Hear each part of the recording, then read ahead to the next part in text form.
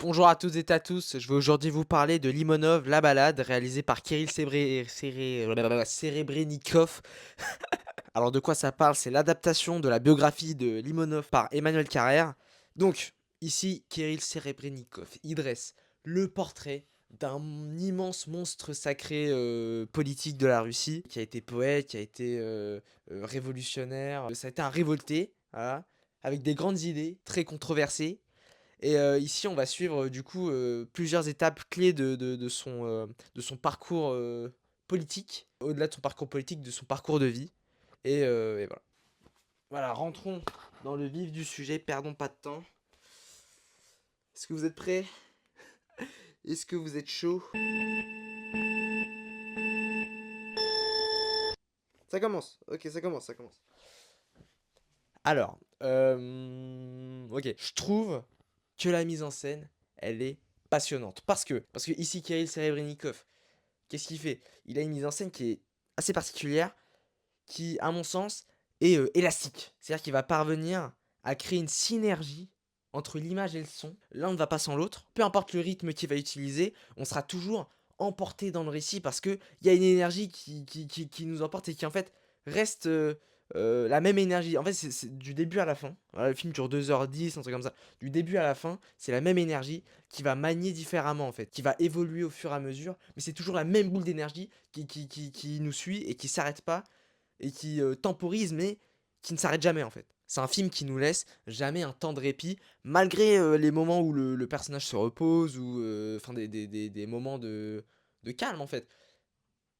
Il y a toujours ce côté-là où le film nous prend aux tripes. Et au-delà de ça, voilà, il y a plein d'idées hyper malines en termes de mise en scène qui vont servir des scènes lyriques. Parce qu'en fait, la mise en scène, elle est ultra fantaisiste, parce qu'elle s'autorise vis-à-vis du scénario, vis-à-vis de l'histoire et de la cohérence évidemment, hein. Toujours, c'est toujours ultra cohérent. Mais par exemple, pour passer d'une époque à une autre, c'est vrai que Kirill Serebrennikov, il va imager des métaphores. Voilà. C'est-à-dire que, par exemple, je pense notamment à une scène où tu as un personnage qui devient mannequin, voilà, par exemple, et qui en fait d'une scène à l'autre, c'est-à-dire que voilà, elle est dans sa chambre avec son copain et tout, bim, t'as le photographe qui débarque dans la chambre comme ça, pour l'instant c'est pas cohérent, il commence à prendre des photos, voilà, et bim, raccord. Scène d'après, elle est dans un studio en train de prendre des photos. Voilà. En fait, t'as un élément qui va venir et qui va emmener les personnages dans une autre époque, dans une autre scène, et c'est une manière fantaisiste, je trouve très originale, de nous faire passer d'une époque à une autre. Il y a plein d'idées hyper malines, par exemple, parfois il va y avoir un ratio 4 tiers, et puis, enfin le film il est en format scope, quand il y a les bandes noires, en gros, pour faire simple. Et 4 tiers c'est quand c'est format carré, voilà. Donc parfois c'est en 4 tiers, parfois c'est en scope. Le truc, c'est que parfois pour nous faire passer du format 4 tiers au format scope, les personnages vont s'emparer du cadre et le décaler direct avec leurs mains en fait. Voilà, c'est hyper inventif et en fait c'est une manière aussi de dire, enfin de montrer que les personnages s'émancipent et se libèrent du moment qu'ils étaient en train de vivre, enfin dans le film quoi. Et voilà, c'est toujours hyper beau. En fait, il filme littéralement des métaphores, des idées créatives très lyriques et tout. Et je trouve ça très très très bien amené, très très très bien fait. Parce que pareil, il trouve l'équilibre entre toutes ces idées ultra fantaisistes. Et pourtant, en fait, c'est un film qui s'ancre dans notre réel à nous. Parce que c'est toujours très réaliste, c'est toujours très bien amené. Et c'est toujours très ancré dans notre dimension à nous. Le film est porté par des comédiens.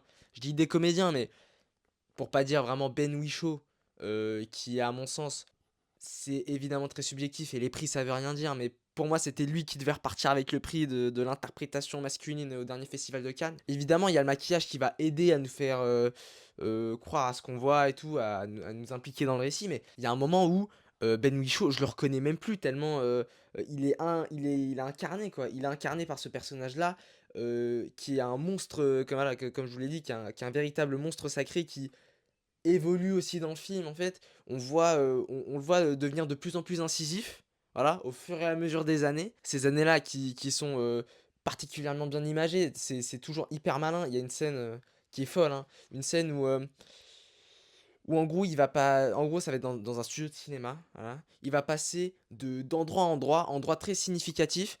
Et en fait, à chaque fois, l'année, enfin, je sais pas si c'est clair ce que je dis, mais l'année, une année va être marquée, 1983, 1984, voilà, à chaque fois dans chaque lieu différent, va être marqué par soit un graffiti, soit, genre, je sais pas, une lampe, un truc comme ça.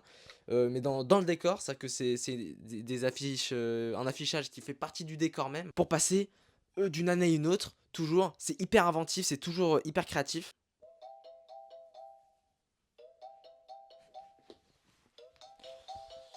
Bon, on continue, c'est pas grave. J'ai pas fini ce que j'avais à dire. En gros, c'est un film qui, moi, m'emporte visuellement, qui m'emporte au niveau de la mise en scène, qui m'emporte dans l'histoire. Je suis porté par cette histoire-là, parce que ce personnage-là porte le film, malheureusement, malencontreusement. Il y a un élément qui vient, à mon sens, gâcher un peu tout ça. C'est que, franchement, je l'ai pas dit d'entrée de jeu, mais j'aime le film. Le film est vraiment cool. Il est vraiment, vraiment pas mal. Le truc, c'est que il nous tend le portrait d'un personnage qui est mal aimable, qu'on n'a pas envie d'aimer.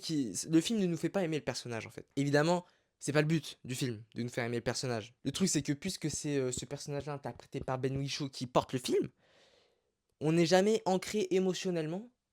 Ce qui fait que moi, il me manque juste l'émotion, en fait, pour être complètement emporté dedans. Voilà. Je suis pas ancré à 100%, quoi. Mais voilà, là, c'est encore un niveau au-dessus en termes d'inventivité, de créativité, de fantaisie. En fait, je pense que le mot, c'est vraiment fantaisie, malgré le sujet du film. La manière dont il l'amène, c'est toujours très très beau. Et même, voilà, je conseille. Voilà. De toute façon, dans tous les cas, je vous invite à y aller pour vous faire votre propre avis sur la question. Et voilà, j'ai fini. On se dit la prochaine pour un prochain film et à bientôt.